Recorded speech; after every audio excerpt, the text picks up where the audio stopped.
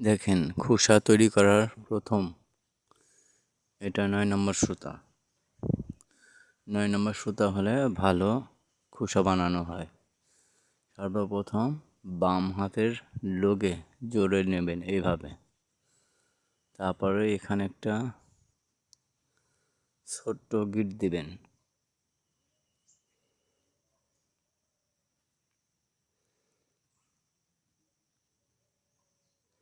ঠিক এইভাবে, যেন এখানে একটা ফাঁকা ছিদ্র থাকে।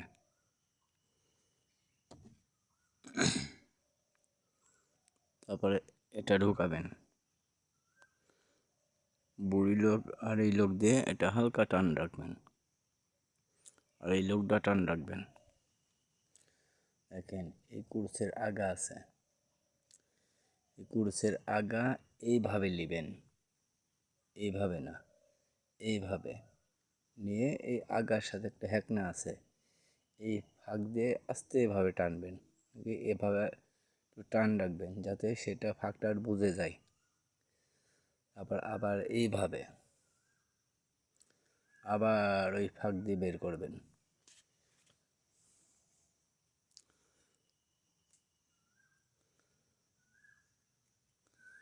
একে বলে চেন টানা। আস্তে আস্তে চেন টানছি। এভাবে করলে ভুল হবে, এভাবে করলে ঠিক হবে। আস্তে আস্তে চেন টানছি এবং ফাঁক দিয়ে বের করছি।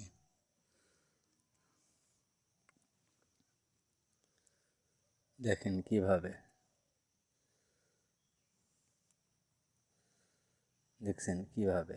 এই যে আবার এই গিটির সাথে সাথে বেঁধে থাকে সুতা, তাহলে বের করতে সুবিধা হবে।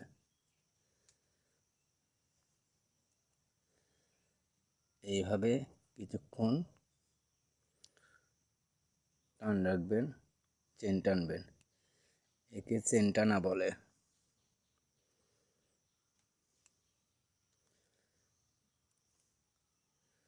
চেন টানা, কিছুক্ষণ এইভাবে চেন টানতে থাকবেন।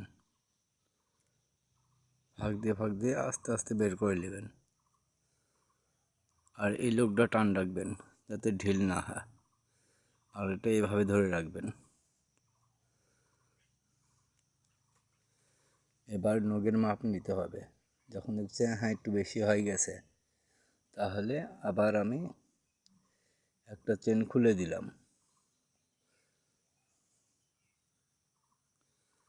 দিয়ে আবার মাপ নিয়ে হ্যাঁ ঠেকে গেছে। তাহলে এখন এটার সাথে এখানকার একটা ফুটোর এই পারে আরেকটা ফুটো থাকবে, একটা ফুটোর পর আরেকটা ফুটোর ভিতর এইভাবে ঢোকাতে হবে। এইভাবে কুরুশের আগাটা ওই ফুটোর ভিতর ঢুকা দিচ্ছি। একটা ফুটোর পরে যেটা ফুটো থাকবে দ্বিতীয় স্থানে ঢোকা দিতে হবে। কুরুশের আগাটা ঢোকা দিয়ে এই সুতা এইভাবে ধরতে হবে, ধরে ওই ফুটো দিয়ে এইভাবে বের করতে হবে।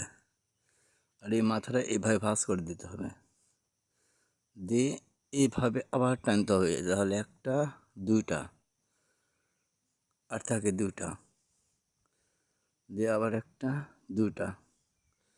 এবার এইভাবে, এবার ফুটো দিয়ে না, এবার ফাঁকা স্থান দিয়ে এইভাবে নিতে হবে, নিয়ে আবার এইভাবে টান দিতে হবে।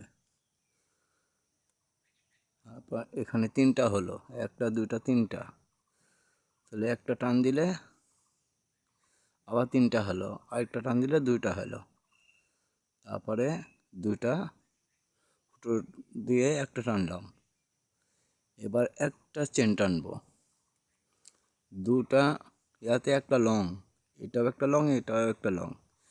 এরপরে আরেকটা চেন টানানোর পর লং হবে।